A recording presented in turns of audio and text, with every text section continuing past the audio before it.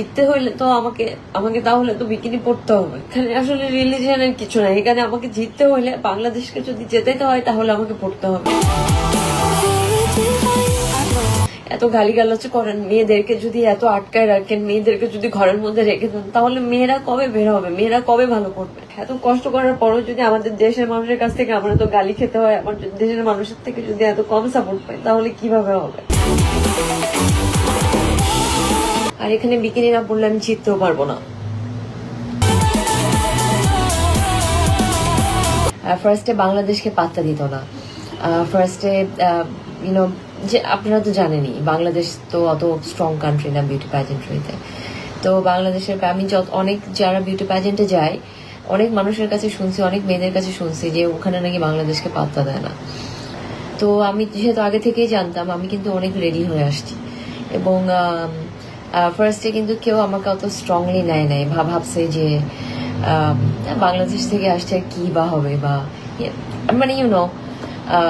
তো সেই জায়গা থেকে যখন আমি আস্তে আস্তে ভালো করতেছি, আপনারা ভোট করে আমাকে একে নিয়ে আসছেন, তারপরে কিন্তু আমি দেখছি যে আমাকে নিয়ে বিভিন্ন জায়গায় ট্রল করতেছে, আচ্ছা কম্পেয়ার করতেছে যে ওদের দেশের মেয়ে বেশি সুন্দর, আমি কম সুন্দর, এই টাইপের ফানি জিনিসপত্র শেয়ার করতেছে। আমি কিছুক্ষণ আগেই আমি দেখছি, বাট সেটাতে আমার কোনো কিছু আসা যায় না। আমি সুন্দর, কে বেশি সুন্দর, কে কম সুন্দর, সেটা এখানে আসলে বড় বড় জিনিস না।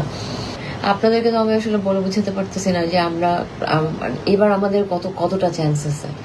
কোথায় কালকে বিকিনি পরছি সেটা নিয়ে দেখতেছি যে মানুষ ট্রল করতেছে, অনেক উল্টাপাল্টা কমেন্ট করতেছে। আমি তো আসলে মানুষ, আমার দেখলে খারাপ লাগে, আমার কিন্তু খারাপ লাগতেছে এবং আমার কিন্তু আজকে কান্না আসতেছে। কারণ এত কষ্ট করতেছে আমাদের দেশের মানুষের জন্য, একটা টাইটেল নিয়ে আসার জন্য। তো আপনারা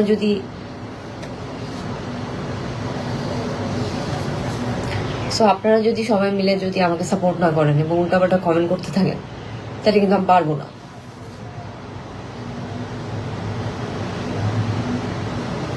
আর এখানে বিকিনি না পড়লে আমি জিততেও পারবো না।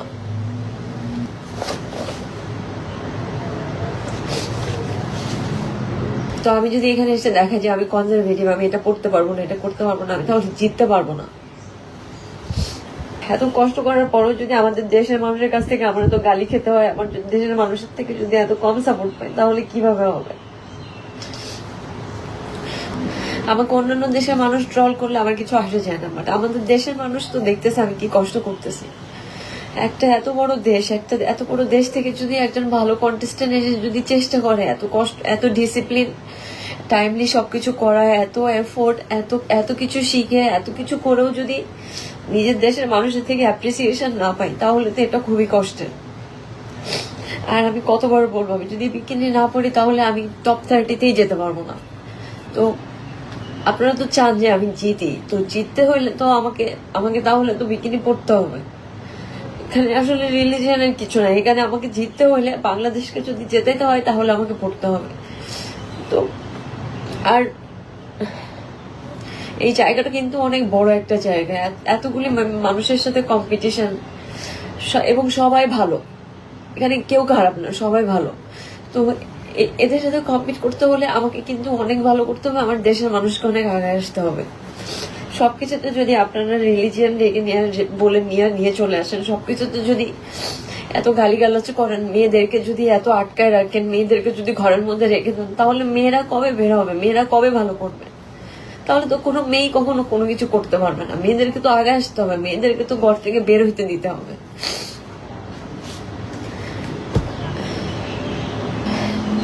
যাই হোক, যেটা আমরা বলতেছিলাম, আমাদের যদি নতুন ইতিহাস করতে হয় বাংলাদেশের জন্য এবং নতুন কিছু করতে হয়, তাহলে আমাদের অনেক ভোট লাগবে। আমরা বারবার একে যাচ্ছি দুয়ে যাচ্ছি, একে যাচ্ছি দুয়ে যাচ্ছি।